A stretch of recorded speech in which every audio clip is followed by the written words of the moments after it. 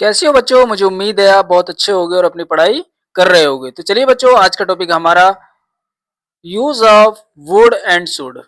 क्या है बच्चों? Use of would and should, यानी कि बिल से बना है वुड और सेल से बना है शुड। तो आज हम इसका अध्ययन करेंगे और समझेंगे कि वुड का प्रयोग कहाँ किया जाता है और शुड का प्रयोग कहाँ किया जाता है।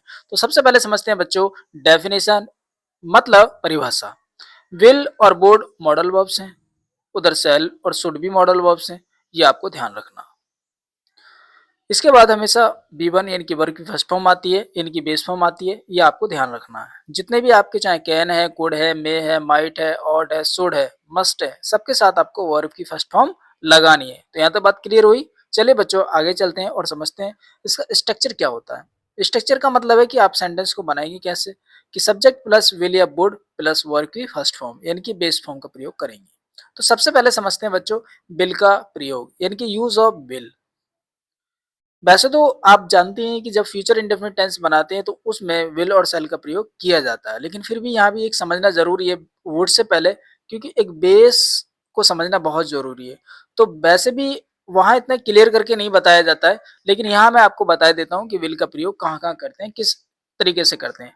फ्यूचर एक्शन के लिए, जब कभी भी भविष्य में कोई काम हो तो वहां पर, जब भविष्य की बात हो, जैसे एग्जाम्पल के तौर पर हम समझते हैं she will help you. She will help you, इस सब्जेक्ट है, ये आपका मॉडल्स है, और फिर हेल्प वर्ब आ गया और यू ऑब्जेक्ट के रूप में यहाँ पे हमने ले लिया। तो सी विल हेल्प यू, वह तुम्हारी मदद करेगी। दूसरा है बच्चों इंस्टेंट डिसीजन। इंस्टेंट डिसीजन, जब कभी भी हमें एकदम से जाने अनजाने में कोई निर्णय लेना पड़े तो समझ जाइए वहां पर आपने क्या यूज करना है, बिल का प्रयोग करना है, यानी कि तुरंत फैसला। इंस्टेंट डिसीजन का मतलब है, ये लिख रहा है इंस्टेंट डिसीजन का मतलब है तुरंत फैसला। जैसे एग्जाम्पल के तौर पर समझिए, डोंट वरी, चिंता मत कीजिए, आई विल हेल्प यू, मैं तुम्हारी मदद करूंगा, मैं तुम्हारी मदद करूंगा। तो यहाँ पर आई के साथ विल लिया है, तो ये कंफ्यूज मत होना। बोले सर आपने प्रेजेंट इंडेफिनिट टेंस में तो बताया था कि आई और वी के साथ सेल का प्रयोग करते हैं, बाकी अन्य सब्जेक्ट के साथ विल का प्रयोग करते हैं। तो घबराने वाली बात कुछ नहीं है, ये मॉडर्न इंग्लिश की बात है। आई और वी के साथ विल भी लगता है। तो आगे अंतर समझ में आ जाएगा इन्हीं इसी टॉपिक में कि कहाँ पर आई और वी के साथ सेल क्यों लगाया जाता है और विल क्यों लगाया जाता है। ये मॉडर्न इंग्लिश में आई और वी के साथ विल लगाया जाता है, लेकिन जो एंशियंट कह सकते हैं या पुरानी इंग्लिश या ट्रेडिशनल इंग्लिश की बात करें तो उसमें आई और वी के साथ आज भी सेल लगता है। चलिए बच्चों, आगे समझते हैं तीसरा, प्रॉमिस या ऑफर। प्रॉमिस या ऑफर या थ्रेट, यानी कि प्रॉमिस का मतलब होता है वादा, यहाँ आका डंडा और लगेगा वादा। अवसर या थ्रेट का मतलब होता है धमकाना। इस कंडीशन की बात करें तो वहां पर भी आई के साथ तो विल लगेगा ही लगेगा, लेकिन साथ में ये समझना है कि हम यहाँ पर विल का प्रयोग करेंगे इस कंडीशन में। जैसे प्रॉमिस करना भविष्य में किसी से, I will always support you, मैं हमेशा तुम्हारी सपोर्ट करूंगा, या हमेशा मैं तुम्हें सपोर्ट करूंगा। तो यहाँ पर वादा किया जा रहा है, तो इस कंडीशन में जब फ्यूचर का कोई वादा करते हैं भविष्य की, तो उस कंडीशन में बच्चों आई सॉरी विल का प्रयोग करते हैं। Offer, I will carry your bag, कि मैं आपका बैग ले सकता हूँ, कैरी ले जा सकता हूँ। Threat, I will complain to the teacher, मैं तुम I will complain to the teacher, मैं अध्यापक से कंप्लेन करूंगा। कंप्लेन का मतलब है बच्चों शिकायत करना। तो इस तरीके से हम ये कह सकते हैं कि प्रॉमिस की बात आए, कभी ऑफर की बात आए या थ्रेट की बात आए, तो समझ जाइए बच्चों वहां पर हम क्या यूज करेंगे, विल का यूज करेंगे। भविष्य में सेल का भी यूज करेंगे, कोई दिक्कत वाली बात नहीं है, तो सेल भी लगा सकते हैं। रिक्वेस्ट की बात, सिंपल रिक्वेस्ट। वैसे तो आपको आगे पढ़ने को मिलेगा कि वुड का प्रयोग रिक्वेस्ट के लिए किया जाता है, लेकिन यह साधारण प्रार्थना की बात की जाए, सिंपल रिक्वेस्ट की बात, कोई जबरन नहीं, जबरदस्ती नहीं। अगर कोई काम कर रहा है तो ठीक है, लेकिन ज्यादा गिड़गिड़ाना वो आगे सेंटेंस में पढ़ेंगे। लेकिन फिलहाल यहाँ पर विल यू हेल्प मी, क्या आप मेरी मदद करोगे, एक सिंपल वे में कहा है किसी ने। यहाँ ये जरूरी नहीं है, ये विल जो दर्शाता है ना एक प्रकार से, ये एक प्रकार से हम ये कह सकते हैं बच्चों कि आप किसी से कोई फ्यूचर में बात कह रहे हैं ना, तो ऐसा महसूस नहीं होता है इसमें कि आप किसी से पोलाइट रिक्वेस्ट कर रहे हैं। सिंपल एक नॉर्मल वे में कह रहे हैं, या फिर हम ये कह सकते हैं इनफॉर्मल वे में। दो तरीके होते हैं बात करने के, एक होता है इनफॉर्मल, एक होता है फॉर्मल। एक होता है इनफॉर्मल और एक होता है फॉर्मल। तो फॉर्मल आप जानते हैं किसी से बहुत लिहाजे से बात करना, और इनफॉर्मल तरीका आप जानते हैं, आप जब घर में किसी से बात करते हैं वो एज ए इनफॉर्मल तरीका हो सकता है, या अपने दोस्तों से बात करते हैं तो वो आपका तरीका इनफॉर्मल हो सकता है। कि आप जिस तरीके से चाहो उस तरीके से बात कर सकते हो, लेकिन आप अपने टीचर से बात करना या किसी एम्प्लॉय या अधिकारी से बात करना, तो वो फॉर्मल तरीका होता है। बात क्लियर हो गई होगी? तो चलिए बच्चों आगे समझते हैं वुड का प्रयोग। तो यहाँ तक मुझे उम्मीद है आपको बिल समझ में आया होगा। जब कभी भी फ्यूचर एक्शन की बात करते हैं तो बिल का प्रयोग करते हैं कोई बात करने के लिए। जब कभी भी तुरंत एक्शन की बात आए तो इंस्टेंट डिसीजन की बात आए तो वहाँ पर बिल का प्रयोग करते हैं। प्रॉमिस या ऑफर या थ्रेट की बात आए, ये सेंटेंस आप इस तरीके से बना के देखा करो। ऐसा नहीं है कि यहाँ सिर्फ पढ़ लिया और पढ़ के सब निकाल दिया दिमाग से, ऐसा नहीं है और ऐसा नहीं सीखा जाता है। तो लिखना भी पड़ता है, पढ़ना भी पड़ता है, रिवीजन भी करना होता है। तो इन सारी चीज़ों को याद रखा करो कि फ्यूचर में एक्शन कोई भी काम करोगे, जैसे वो यहाँ आएगा तो he will come here tomorrow, वह कल यहाँ आएगा तो he will come here tomorrow.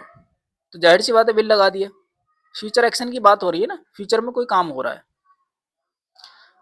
अब इसी तरीके से इंस्टेंट डिसीजन, कोई तुरंत फैसला लेना, जैसे don't worry I will help you, चिंता मत कीजिए एकदम से मैं आपकी मदद करूंगा। प्रॉमिस की बात आई, किसी से वादा किया आपने, किसी भी प्रकार का सेंटेंस क्यों ना सही। ऑफर, थ्रेट, धमकाने की बात है तो देखो थ्रेट धमकाने में आप वुड नहीं लगा सकते, विल ही लगाएंगे। क्यों? आप धमकी दे रहे हैं ना। तो ये एक प्रकार से हम ये कह सकते हैं ना, ये जो क्या बोलते हैं विल है ना, ये थ्रेटन वाला शब्द है, धमकाने वाला शब्द है। ये हम कह सकते हैं एक प्रकार से रूड शब्द है, भद्दा। चलिए बच्चों आगे समझते हैं वुड का प्रयोग। तो क्या समझते हैं वुड का प्रयोग? तो वुड का प्रयोग कहाँ किया जाता है? पोलाइट रिक्वेस्ट के लिए, विनम्र अनुरोध के लिए। आप किसी से बहुत ज्यादा विनम्र अनुरोध कर रहे हो, would you help me, please कृपया करके आप मेरी मदद करोगे, कृपा करके आप मेरी मदद करोगे, वुड यू हेल्प मी, क्या आप मेरी मदद करोगे। इसका मतलब ये है बच्चों, इस वुड से ये झलक गया कि आपके अंदर मैनर है, तरीका है, आप बहुत ही ज्यादा नम्रता से विनम्र अनुरोध अनुरोध करके आप किसी से मदद मांग रहे हो। यहाँ अगर बिल लगा दें तो इसका मतलब आपका व्यवहार चमक जाएगा यहाँ पर कि आप रूडली किसी बात को कह रहे हो। तो आप दोनों में अंतर समझ में आ गया होगा। यानी कि बिल का प्रयोग अगर आपने यहाँ लगा दिया ना, विल यू हेल्प मी, तो इसका मतलब आप लठ मार के किसी से बात कर रहे हो। समझ में आ गई बात? और वुड लगा दिया तो सामने वाला समझ जाएगा कि आप वास्तव में ही बहुत पोलाइट और विनम्र और नम्र तरीके से आप किसी से बात कर रहे हो। चलिए बच्चों दूसरा सेंटेंस देखते हैं और दूसरी स्लाइड पे चलते हैं और देखते हैं हम दूसरी स्लाइड। ये रही हमारी दूसरी स्लाइड, यानी पास्ट की हैबिट बताने के लिए। क्या चीज बच्चों?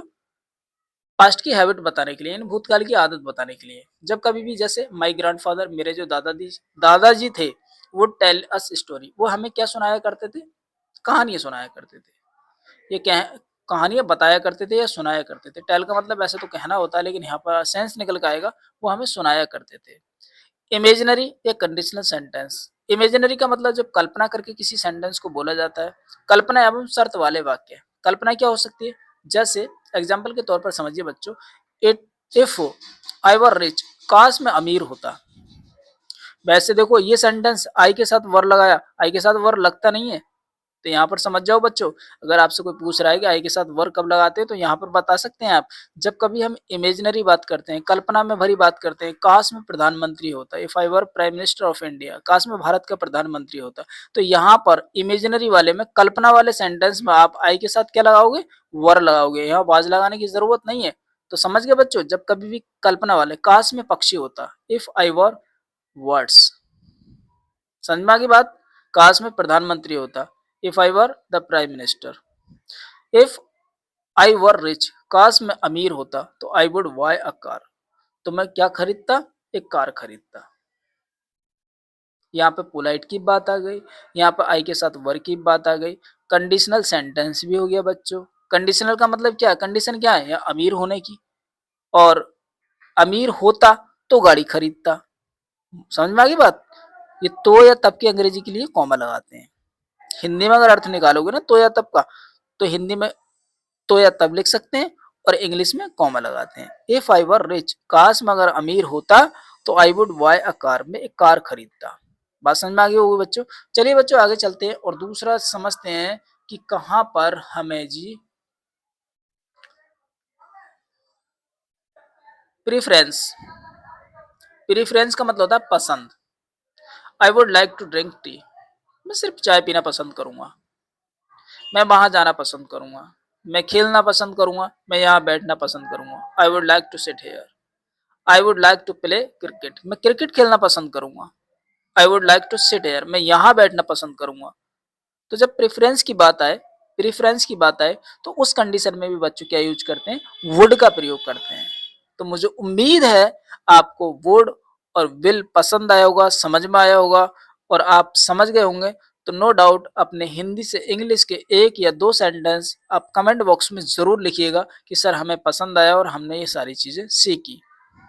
तो आप हिंदी बनाइए पहले और फिर उसकी इंग्लिश बना के मुझे नीचे कमेंट में लिखिए, तब मैं समझूंगा वास्तव में आपको सीखने को मिला है। अब चलते हैं बच्चों सेल और शुड, क्योंकि हम दो टॉपिक एक साथ पढ़ाते हैं, विल और वुड, और आप दूसरा पढ़ाएंगे सेल और शुड। क्या पढ़ाएंगे बच्चों, सेल और शुड। वैसे तो शुड का मतलब बच्चों चाहिए होता है, मैंने यहाँ लिख दिया है क्या है, चाहिए। लेकिन सबसे पहले समझते हैं सेल।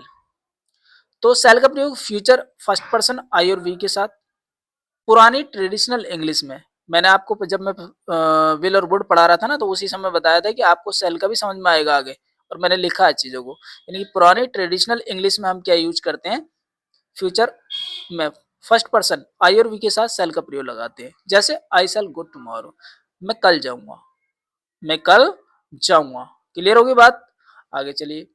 इसके साथ साथ और कहाँ यूज करते हैं बच्चों, सजेशन। सजेशन का मतलब है प्रस्ताव या सुझाव। Shall we go for a walk, क्या हमें टहलने जाना चाहिए, या क्या हम टहलने जाएंगे। शैल वी, क्या हम टहलने जाएंगे, shall we go for a walk. Order, command, formal use, informal नहीं बच्चों, फॉर्मल यूज आदेश देने के लिए, और कमांड निर्देश देने के लिए। You shall obey the rules, आपको नियमों का पालन करना चाहिए। You shall obey the rules, you shall obey the rules, तुम्हें रूल्स को फॉलो करना चाहिए। या हम ये से कह सकते हैं you shall obey the rules, you shall obey the rules. तो यहाँ तक बात समझ में आई आपको, you shall obey the rules इस सेंस में निकलेगा ये सेंटेंस, आपको नियमों का पालन करना चाहिए। तो इस कंडीशन में आप सेल का यूज करेंगे। सिंपली इतना याद रख लीजिए बस, आई और वी के साथ सेल का प्रयोग करते हैं। अगर ज्यादा भी कुछ याद नहीं रख सकते हो तो इतना तो याद रख लो। बाकी मैंने ये थोड़ा सा बारीकी चीजें लिखी थी प्रस्ताव देने के लिए, ऑर्डर या कमांड देने के लिए, तो आप इस सेल का भी यूज कर सकते हो। एग्जाम्पल भी मैंने यहाँ पे मेंशन कर दिया है। आगे समझिए बच्चों, शुड का प्रयोग। किसका, शुड का प्रयोग, ये समझना बड़ा जरूरी है। शुड का मतलब एडवाइस, सलाह देने के लिए। जैसे you should study regularly, you should study regularly, आपको जो अपना अध्ययन है वो लगातार करना चाहिए। यू शुड स्टडी रेगुलरली, अपनी पढ़ाई लगातार करनी चाहिए या लगातार रखनी चाहिए। दूसरा बच्चों, ड्यूटी या मॉरल रिस्पॉन्सिबिलिटी। ड्यूटी का मतलब होता है कर्तव्य, और मॉरल रिस्पॉन्सिबिलिटी का मतलब होता है नैतिक जिम्मेदारी। क्या होता है बच्चों, नैतिक जिम्मेदारी। तो we should help the poor, हमें गरीबों की मदद करना चाहिए। ये हमारा कर्तव्य भी है और नैतिक जिम्मेदारी भी है।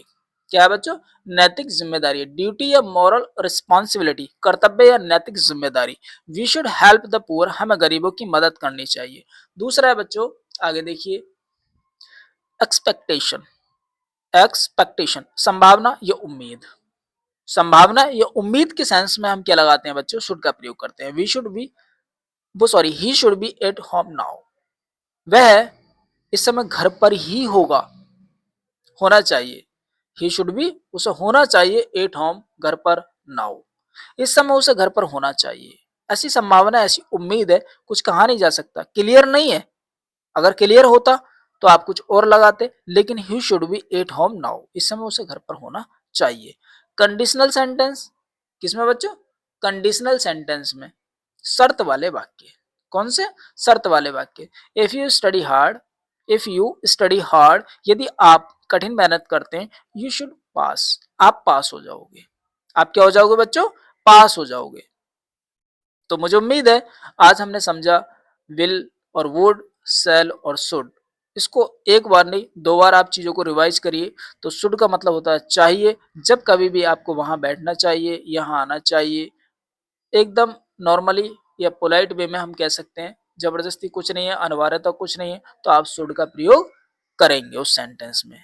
ठीक है बच्चों, तो आपको अगर अच्छा लगा हो, कुछ भी हेल्प मिली हो वीडियो से, तो आप लाइक भी कर सकते हैं और चैनल को सब्सक्राइब भी कर सकते हैं। Thank you.